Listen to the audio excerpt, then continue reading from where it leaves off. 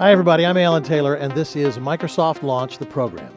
We're celebrating National Entrepreneurship Week, presented by Microsoft, of course. Scott Duffy here. He is the author of the book Launch, and this is all about helping you folks that want to get into business or already are in business. You can follow us at hashtag MSFTLaunch. So our guest today is Dan Fleyshman. He is the founder and CEO of First Slice Media. They're the makers of Hoverboard, amongst a lot of products that they make. He's the youngest owner of a publicly traded company ever. Dan, welcome to the show. Thank you. Thank you for having me. So, Scott, I know that you have a relationship here with Dan, and I'm looking at some of the things that he's done in his lifetime, and you're a young dude for doing as much as what's on your plate.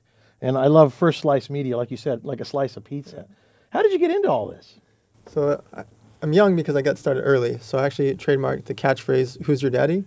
Back when I was I love this. Back when I was 17 years old. Wow. We trademarked it for 300 products. The main one was clothing and energy drinks. By the time we were 18, we had done a $9.5 million licensing deal with Starter Apparel. Thank gosh, because we went through a lot of roller coasters as being young entrepreneurs. Yeah. We kept getting that check every quarter to help fight through the punches. Yeah. When we were 22, we started working on the energy drink under the same name, Who's Your Daddy? And by 23, we were selling into 55,000 retail stores. Wow. So I was just traveling the planet, Wow. meeting with chain stores and distributors and everybody in between to get us in convenience stores and Costco, et cetera. So I did that company for 10 years until I was 27. And on the 10-year anniversary date, I resigned so I could have another feather in my cap. Because I'd done the whole company my whole life. It felt like my whole life because I was 17 to 27. Wow. So I went on to start a poker site, an online poker site. And I put on my backpack, and I moved to Malta in the middle of nowhere. What? Never even heard of Malta before. I just knew that's where I had to be for my gaming license. So I picked up and moved out there. Within 8 months, we're the third biggest poker site in the world, and we're off to the races. Wow. When you say we, you keep saying we. Who's the we?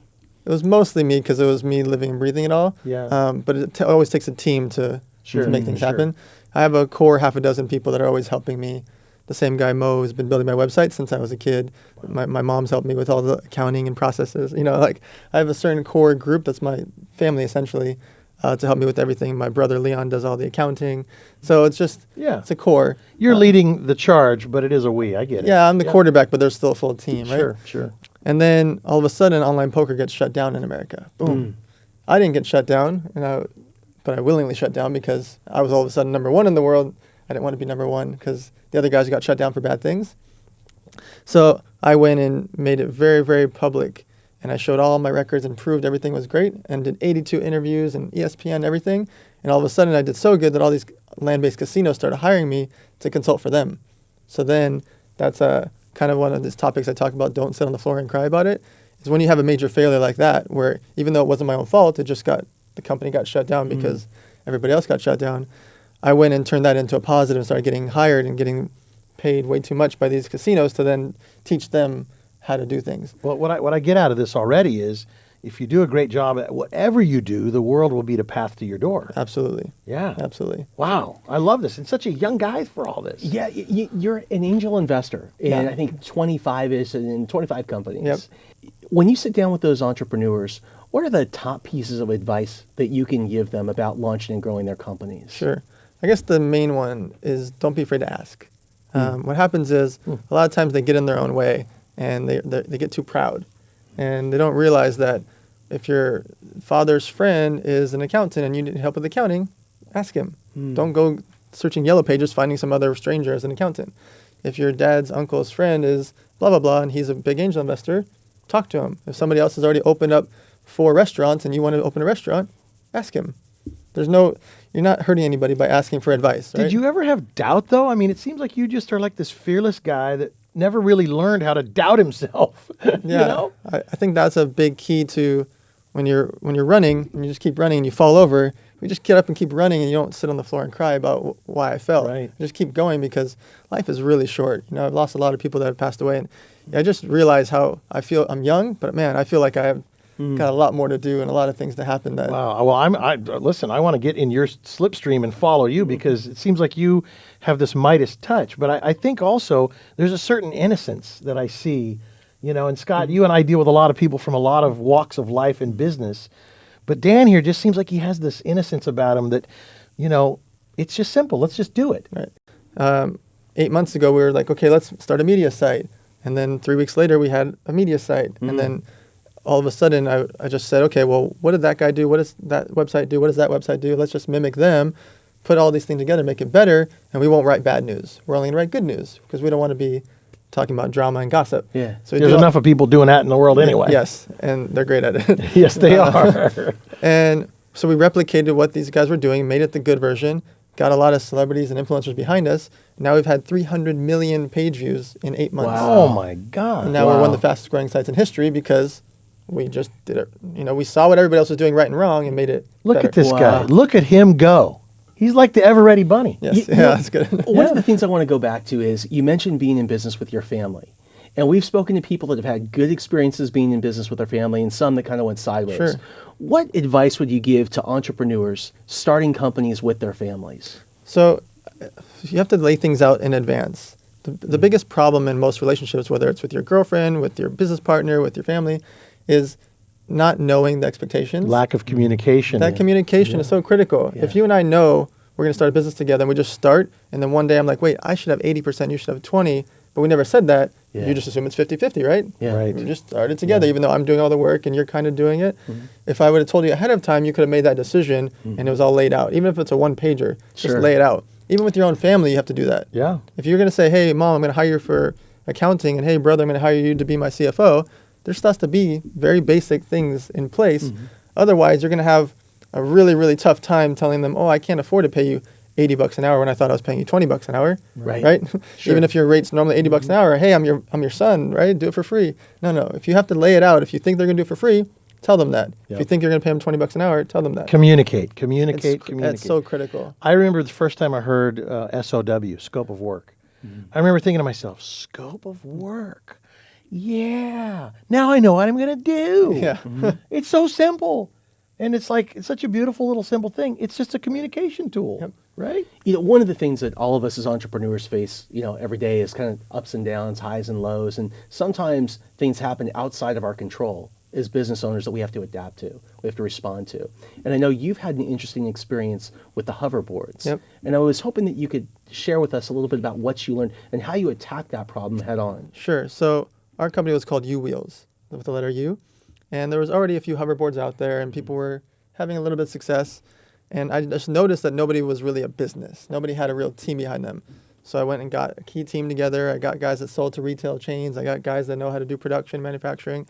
We took in a huge round of funding, $10.2 million, and we're going to go make the biggest one when these other guys are just selling 500 here, 500 there. Yeah. We were going to be the big boys. So we did that, and I got 165 celebrities and influencers to post about us. Wow. All of a sudden, we're doing 40 grand a day online sales just from Instagram. We're doing millions of dollars in retail. We're in chain stores. We're in Zoomies. We're all these places. We're like, oh my God, this is fantastic. And all of a sudden, our competitors, we find out, are using cheap batteries that are $13. Ours are $92 Samsung batteries. Theirs are $13, these cheap. Imagine trying to stand 180 pounds on a piece of equipment using a cell phone battery. What's going to happen? Of course, it's going to overreact. So we use these high-end batteries, but the problem is our competitors, because they're using cheap batteries, started catching fire. Now, the public perception is everybody catches fire. Right. You could put an elephant on mine and nothing's going to happen. But And most entrepreneurs at that point, with all the publicity and the negative press, Throw in would the just towel. hide in the corner. Yeah. So instead of that, we went on the offensive. We actually made a video of the competitor's board on fire, which got thousands and thousands of comments on ours, because why would you post that on your own account when you've got 250,000 followers on a brand page? Why would you do that? We posted it. We put this long caption explaining what our battery is, our certification, what the battery number is, and explaining what they're doing wrong and why they're doing it. The press started coming to us. Amazon approved us. We started getting approved through customs. We're one of the only ones approved through customs out of the 40 or 50 or whatever brands there are. There's only 3 or 4 of us now that are approved through customs, and especially us, because we're shipping 9,000 units at a time. These other guys are shipping 500 and getting frozen and stuck at the customs. Wow. Because they won't get approved for their batteries. Ours do. So by going on the offensive, getting the right licenses, getting through and making friends with customs and try to instead of trying to sneak it in like these guys were, they're trying to ship it in fake packaged boxes, and we're just doing everything proper. Yeah. And we're doing it very, very openly so that the brands and the chains are okay with it. That's why chain stores buy from us and not these other brands. Yeah, it's interesting. It's handling a crisis and going toward it. Of course, you had the confidence to go toward it because you knew that your product was superior and it was good. But that is such an important thing, is to deal with a crisis in a very strong way and to deal with your problems. You look at the airbag situation in the auto industry right now, the biggest recall in the history of the world, you might say, of the auto industry. But you guys are the company that make the good hoverboard. Right. And that's a big message to get out. So you should go out with that message. Yeah. There was other companies that had good batteries, and they're out of business. Yeah. Because they got so defensive and nobody believed them. They didn't deal with their crisis. You are all about action. Yeah. You know, you're the kind of person that you don't talk about it. Right. You just get about it. Right. You just take action. And I think that there's a lot of entrepreneurs that are afraid to get started. Yep. They think it's going to cost too much, or there's just too many. What would you say to those entrepreneurs? Yeah. So what I say is, don't talk about it, be about it. And the reason for that line is, everybody just talks, and your aunt has this idea for 3 years about this new little pet product she's going to do. Well, if she really wants to do it, set up a website, trademark the name, open a bank account, do all the little basics that'll cost them under $1,000, and at least they'll have a business, they'll have a setup. They don't have to go spend 50 grand on this new company, but just start. If you never just start, which costs them $0 to, let's say, $800 or $900, then that's never going to happen, right? They're just going to keep talking for the next 4 years. Do you have any regrets, things that you would have done differently now, looking back, saying, gosh, I was only 17, or you just full steam ahead? Yeah, I never even thought about it. It's just full steam ahead. Because I know I can't. So there aren't any then, which is great for you. I know I've had failures. You're going to have failures, right? Of course. I don't expect them. I'm going to have more failures. No matter how rich I get or how many businesses I have or what I invest, I'm going to have failures. Just part of it. I'm going to learn a ton from them, and it's going to help everybody else. Because that's what I'm doing now. When I invest in all these companies, I'm just helping them fast forward their life. Because I know who not to use. I know what not to do. I know what not to waste time on. I know what not to spend all your money on, because I've lived and breathed it. I've gone through the roller coasters. I mean, so I don't regret it at all. If I didn't have online poker shutdowns or hoverboards on fire, I wouldn't have learned of what to do, how to adjust, how to build to the next thing. I wouldn't have gotten hired by those casinos to consult for them, which would have led me to my celebrity app. I would never have done that, which led me to my media site. One door closes, another door opens. Absolutely. So you have this amazing mindset, and if you were going to pass anything on to an entrepreneur that is really struggling right now, you know, they feel like they're stuck. Maybe they feel like they're in a bind they can't get out of. What's the one piece of advice that you'd give to them? Sure. So there's a couple of things. One, you have to be working and having a secondary income so you don't get into those binds. 'Cause a lot of times they overextend themselves, or they're like, I'm going to drop out of college and just start this, or I'm going to quit my job and just start this. Well, there's so many hours in the day that people could be working on their project before they make that leap. I don't recommend anybody quitting your job as a lawyer or real estate agent and then your income goes to zero, because you're not going to make money from your company the first year, I promise. No matter how good you do, if you make millions, you will not make millions personally. Because if you're smart, you're going to reinvest it. So you have to have that secondary income. You have to stay focused on that. If you're in a rut or in a bind, get advice, get a mentor. Get somebody that's already been there to help guide you through. You're not supposed to go raise a bunch of money for your failing company. Don't go asking for loans to help put a Band-Aid on it. You have to get advice, get yourself together, become an expert at what you're doing, get hired to do that so you can become better at your own core business. I love it. And it comes back to ask. Yes. Ask. That's right. Absolutely. Now, a lot of entrepreneurs I speak to think that they need a whole bunch of money to start a business. I can't tell you how many people say I need $1 million to get started. Seriously. Right? What's your opinion on that? When should you start? I say start today. Yeah. Right? I don't say start today and then quit your job or quit school. I say start today, because if you just work even 2 hours a day, you can come up with 1 hour in the morning, 1 hour at night, or just work from 10 p.m. to midnight before you go to bed. That adds up really quick to 60 hours a month and then 720 hours in a year just from working 2 hours a day that you can actually put into your project, right? So I say start today. I actually wrote a book about it called How to Set Up Your Business for Under $1,000. Wow. And what that means is there's so many things that are free to set up shop. Your website, your social media. If you use WordPress and all your social media accounts, all that's free. Get a bank account. Get a corporation. Those are the things that it costs a little bit of money, is the corporation, the trademark. Almost everything else is $0 to $20 and $40 and free. So for you not to start, if you have this passion or have this idea, at least you get the framework done. Because what happens a lot of times, people say, I want to start a new coffee mug company, right? Will you invest $100,000? And even if I wanted to say yes, I can't. They don't have a corporation. They don't have a trademark. They haven't built a website. I couldn't even write them a check. They don't have a bank account. Yeah. So setting up shop is the simplest thing that should take you a day or two. And most people just don't do it. That's absolutely right. It's very simple. All right, last question. Who in your life has had the most influence on you to become the man you are today? My mom.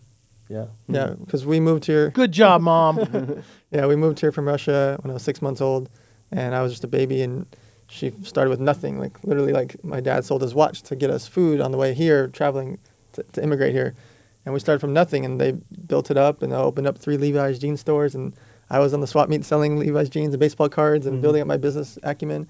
In high school, I worked 3 jobs from 14 to 17 just to save up money to help her and to help pay for college. And then at 17, I took the money and started my company.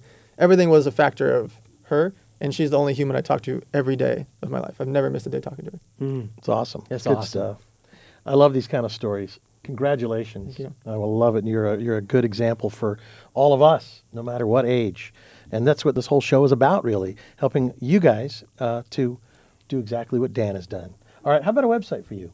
VictoryCEO.com. You can message me there. And then the book is How to Set Up Your Business for Under $1,000. Celebrating National Entrepreneurship Week, presented by Microsoft. Thank you, Dan. Thank you.